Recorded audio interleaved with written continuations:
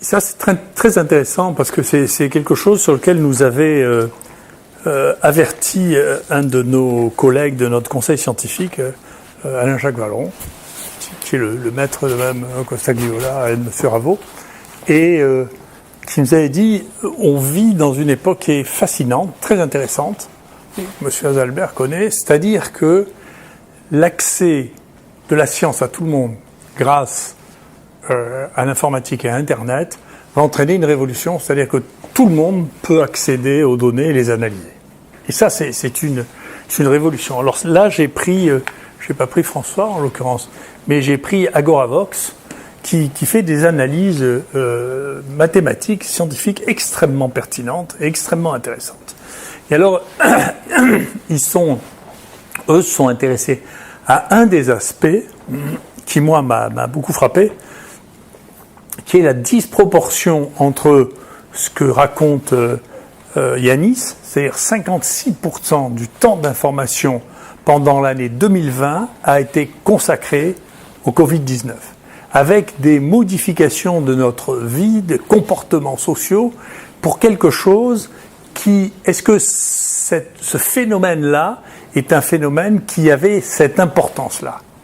Or, nous, ce que nous avons vu, bien sûr, si on peut mourir de ça, en particulier si on ne s'occupe pas de tout de vous, si on vous dit de rester à la maison en prenant une Doliprane, vous pourrez mourir plus jeune. Mais nous, l'âge moyen de la mortalité ici, chez les patients hospitalisés, est de 81 ans. C'est-à-dire, c'est l'espérance de vie actuelle en France. Donc, chez nous, par définition, on calcule comme ça l'espérance de vie, quelle est la mort d'une classe d'âge à un moment donné, ne peut pas être modifiée par la mortalité pour le Covid-19. C'est pas possible puisque c'est l'âge de l'espérance de vie. Et donc on peut regarder ailleurs qu'est-ce qui se passe. Et alors eux, ils ont regardé, et bien sûr il y a un biais. Alors si on vous montre l'augmentation du nombre de morts, bien entendu il y a de plus en plus de morts, mais la population augmente. D'accord ? Donc ça doit amener à réfléchir tout de suite. La population en France à la fin de l'année 2020 était plus importante que celle de l'année 2019. Donc ça veut dire que comme la population augmente, bien entendu, mathématiquement, il y a une partie plus importante de la population qui meurt. N'oubliez pas qu'on n'est pas immortels, tous. Donc il y a une proportion de la population qui meurt. Ensuite, il y a un phénomène qui se passe, c'est que notre population vieillit et que donc la proportion des gens qui meurent va augmenter en fonction du vieillissement de la population, en particulier du fait que la grande bosse démographique des pays occidentaux, qu'on appelle les baby-boomers, c'est-à-dire ceux qui sont nés après la guerre, est en train d'arriver, là, maintenant, à l'âge qui est la fin de l'âge. Et donc, si vous regardez ce qui s'est passé en France sur la mortalité, c'est très intéressant. Ce que je dis aussi, mais c'est pas moi, c'est un document, encore une fois, d'Agoravox, c'est amusant. Si vous voyez, vous regardez la mortalité par tranche d'âge, et vous voyez que toutes les tranches d'âge ont vécu plus longtemps, jusqu'à 60 ans. Jusqu'à 60 ans, il y a eu, en 2020, moins de morts. C'est intéressant. Et donc ça commence après. Ça commence après, et bien entendu, après 88, 90 ans, là ça rediminue parce que la population est si faible que ça ne peut pas se marquer. Donc il n'y en a plus, il y a de moins en moins là. Donc au-delà de 100 ans, monsieur, il y a tellement peu de centenaires, ils ne sont pas morts encore. Et donc on voit que, bien entendu, c'est une maladie des gens âgés. C'est une maladie qui tue les gens âgés, comme les infections respiratoires en général tuent les gens âgés. Alors ici, on a regardé, donc c'est pour ça que, ça m'a fait plaisir de reparler des trottinettes, vous voyez, c'est que si vous mourrez d'un accident de trottinette ici à 20 ans, vous perdez une espérance de vie de 61 ans.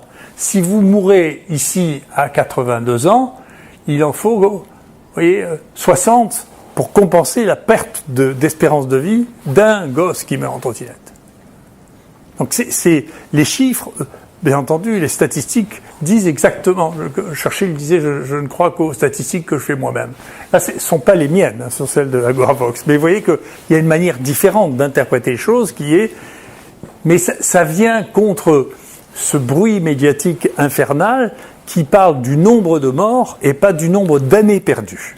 Ce qui n'est pas du tout pareil. Moi, j'ai fait le calcul dans la région PACA, puisque j'avais toutes les données, la mortalité, par l'INSEE, c'est pas mes chiffres. La perte d'années de vie dans la région PACA, c'est 0. dans la région PACA. D'accord ? Bien sûr, il y a eu plus de morts, mais comme nous, quand on a regardé ici, il y a 88% des gens qui sont morts ici qui avaient moins de 90% de chances d'être vivants 1 an plus tard. C'est-à-dire que leur espérance de vie était de 1 an, chez les gens qui sont morts ici. D'accord ? Donc vous ne pouvez pas comparer ça à la mort de quelqu'un qui a 60 ans d'espérance de vie devant lui, c'est pas raisonnable. Et donc quand on vous livre à la télévision, on vous livre ça et ça seulement, le nombre de morts, on vous raconte une histoire qui est une histoire, qui fait du buzz, qui fait de l'histoire, mais qui ne représente pas nécessairement la réalité. Et donc si vous regardez l'espérance de vie selon les années, vous voyez ici, c'est la courbe générale. Bien entendu, c'est stationnaire. Après, si vous passez avant 2010, bien sûr, l'espérance de vie était beaucoup plus courte. Donc, même jusqu'en 2015, elle était plus courte que ce qu'elle a été cette année.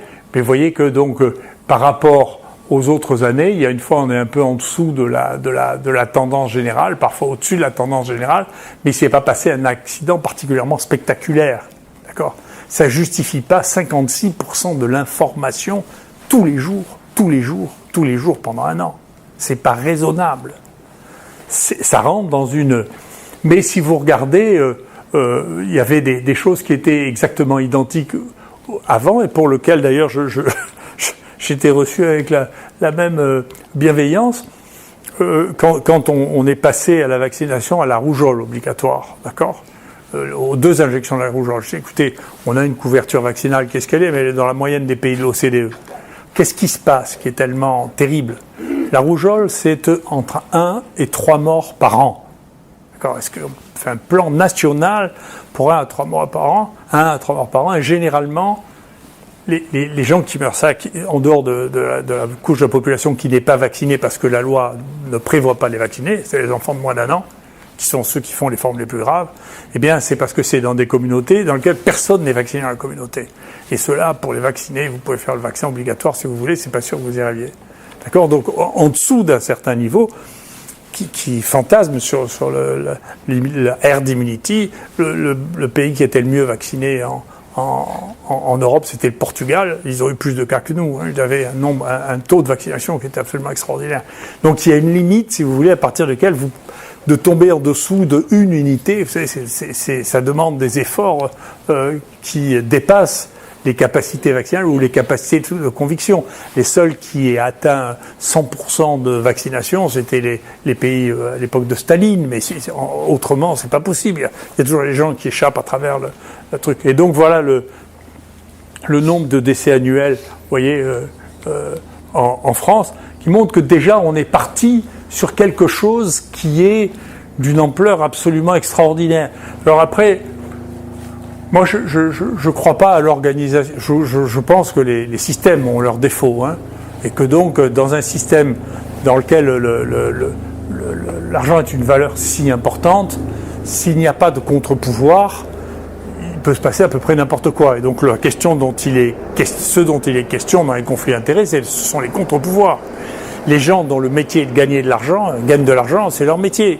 Si vous ne les empêchez pas de gagner de l'argent au-delà de ce qui est raisonnable, eh bien, ils gagnent de l'argent au-delà de ce qui est raisonnable. Donc les bénéfices de Gilead pour une molécule qui ne marche pas, ça a quand même été 1 milliard d'euros l'année dernière. Et là, les bénéfices prévus de Pfizer pour cette année, c'est 19 milliards. Donc c'est des sommes. Donc vous ne pouvez pas lutter avec un petit THU de cette nature-là. C'est impossible de lutter contre des financements de cette nature-là. C'est pas raisonnable, c'est pas possible. Donc c'est la loi qui doit s'occuper de ça. C'est pas à nous de nous occuper de ça. Et la question est pas radicalement différente dans ce domaine-là, dans la corruption, et pas radicalement différente. Si vous regardez, il y a quelqu'un qui nous a fait une très très bonne description de ça, de la lutte contre le tabac. C'est les mêmes armes, c'est la même chose, c'est de la même manière que ça marche. Exactement, et vous n'êtes pas encore au bout du tabac. Le tabac, c'est toujours vendu, c'est toujours extrêmement florissant.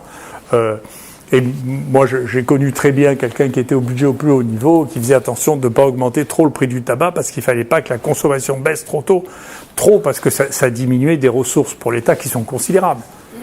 Donc c'est bien si ça diminue un peu, mais il ne faut pas que ça s'écroule, parce que les recettes diminuent de manière très significative.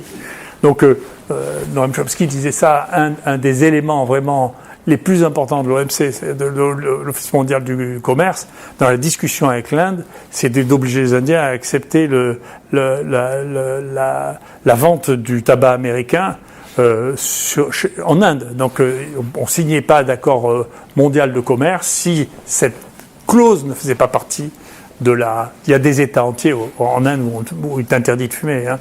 Donc il y a une lutte vraiment efficace en Inde contre la lutte contre le tabac. Donc les mécanismes qui ont été analysés, parce qu'ils se reproduisent, hein, de la corruption par l'industrie du tabac, sont des mécanismes comparables. Moi je vous conseille beaucoup de lire cet article qui est vraiment extrêmement intéressant, parce qu'il montre qu'en réalité, bien entendu, ça se situe à tous les niveaux, les niveaux et ce que disait Mathieu ou ce que disait Dominique, c'est-à-dire quelqu'un qui fait une conférence payée par l'industrie pharmaceutique n'a pas l'impression qu'il est corrompu. Mais il se rend bien compte que, s'il réfléchit 2 minutes, ou si on lui dit, il se rend bien compte qu'en réalité, il ne peut pas être invité par quelqu'un et l'insulter au milieu du repas. Enfin, ça ne se fait pas. C'est donc... les gens qui font des conférences qui sont payées, par définition, sont biaisés. C'est pas possible qu'il en soit autrement. C'est la nature qui est comme ça. C'est même pour ça qu'on les invite. Et donc, je vous conseille de lire ça, parce que c'est un philosophe qui a réfléchi là-dessus, et c'est très intéressant. Et donc, vous pourriez dire, très bien, donc il faut absolument favoriser le financement public pour le différencier du financement privé. Mais cette année, tous les prix de l'INSERM, vous voyez, les prix de l'INSERM ont été corrélés significativement avec les financements de l'industrie pharmaceutique. Donc alors, Madame Costaglia n'est pas médecin, donc on sait qu'elle a des conflits d'intérêts parce qu'elle les a déclarés, donc elle reçoit de l'argent, des filles, hein, y compris de Gilead, d'accord. Madame Montré a reçu 40 000 euros, vous voyez, il y a Nampada... 133 000 quand même sur le temps. Vous voyez, donc, alors après tout ça, moi je considère qu'en dessous d'une certaine somme, c'est marginal. Je ne dis pas qu'il y a... Enfin, il y a des gens qui reçoivent de l'argent de manière très significative, et donc l'INSERM n'a pas besoin de les payer un peu... Enfin, le Grand Prix de l'INSERM, je vous rassure, il n'y a pas d'argent. Mais je sais que je l'ai reçu. Mais en tout cas, je ne sais pas s'ils ont vraiment besoin d'être récompensés. Vous voyez, les membres du CEMIT, c'est-à-dire des maladies infectieuses, les plus payés. Celui qui est le plus payé de tous, c'est Rafi. Donc, c'est lui qui m'a menacé le lendemain du jour où j'ai parlé de l'oxychloroquine, et il a été condamné maintenant, quand même. Madame Lacombe a été mise en examen. J'ai porté plainte contre elle. Vous voyez que c'est la numéro 4. Les autres, j'en ai pas parlé parce qu'ils ont...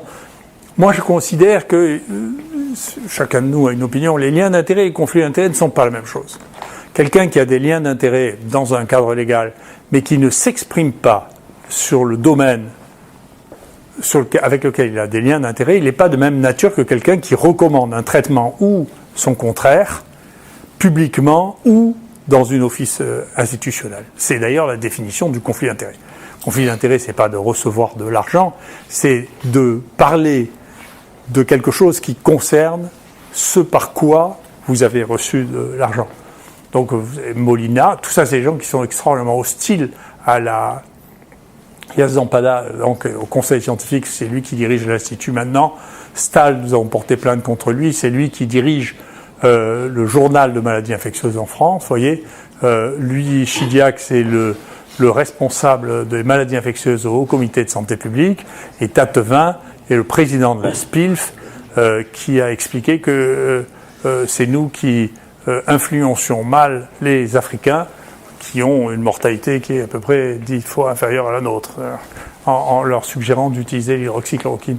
Donc, les liens d'intérêt, moi je considère que les liens d'intérêt et les conflits d'intérêt ne sont pas de même nature, c'est-à-dire que on vit dans un système qui est ce qui est, c'est un système libéral, c'est un système capitaliste. Moi je suis... L'éthique d'ailleurs, ça veut dire l'adaptation aux mœurs. C'est pas la morale éthique, hein, c'est l'adaptation aux mœurs. Donc, il faut s'adapter aux mœurs de la civilisation dans laquelle on est. Moi si je vivais sous Staline, je serais peut-être au Parti communiste, j'en sais rien. Je serais adapté aux mœurs. Donc, peut-être pas. Mais, en tout cas, l'éthique, c'est d'être adapté aux mœurs de son pays. Voilà, on doit être adapté aux mœurs de son pays. On ne peut pas faire autrement, d'ailleurs, parce que sinon, puisque c'est les mœurs qui déterminent le droit, on va en prison. Mais à côté de ça, être adapté aux mœurs, c'est-à-dire que si on permet effectivement que les gens aient de multiples activités tout en ayant de grandes activités hospitalo-universitaires, c'est une chose. Mais cela étant, ce qui pose un problème, c'est de paraître comme un conseiller alors qu'on a plusieurs maîtres. Et que donc celui qui vous paye est votre maître. Donc une fois qu'on admet que celui qui vous paye est votre maître, bien il faut l'admettre comme dans les mœurs. C'est-à-dire que vous le vouliez ou que vous ne vouliez pas, vous lui obéissez. Donc celui qui paye décide. Et ça, c'est le monde capitalistique, libéral, dans lequel nous vivons. Donc c'est le rôle de l'État de se défendre contre l'abus de pouvoir que pourrait avoir l'argent sur les décisions qu'il prendrait. Et c'est ce qu'il a fait en général. Moi, je suis frappé pour voir le contrôle du financement des partis politiques et des politiques, dont on voit encore des conséquences avec, par rapport à ce que c'était il y a 30 ans. Je ne veux pas décrire les meurtres il y a 30 ou 40 ans, mais ce n'était pas du tout les mêmes. Hein. Et donc, ceci a été régulé. Il n'y a pas de raison que ceci ne soit pas régulé. Et une des raisons, sauf qu'une des raisons, ça nous a été très très bien exprimé, mais très rapidement par Rich dans sa conférence, une des raisons, c'est que la santé et l'industrie pharmaceutique et vaccinale a un côté messianique. C'est-à-dire, on dit c'est pour le bien. Et donc la suspicion est beaucoup moins forte que quand on vous vend du pétrole ou quand vous vendez même du tabac. Dans du tabac, on ne vous disait pas que c'est on dit c'est bien, ça vous met en forme, c'est bon, mais on ne vous disait pas que c'est pour votre bien. D'accord ? Et donc là, le fait que ce soit censé être pour notre bien fait qu'on a une indulgence pour des mœurs que l'on ne tolère plus dans les autres domaines.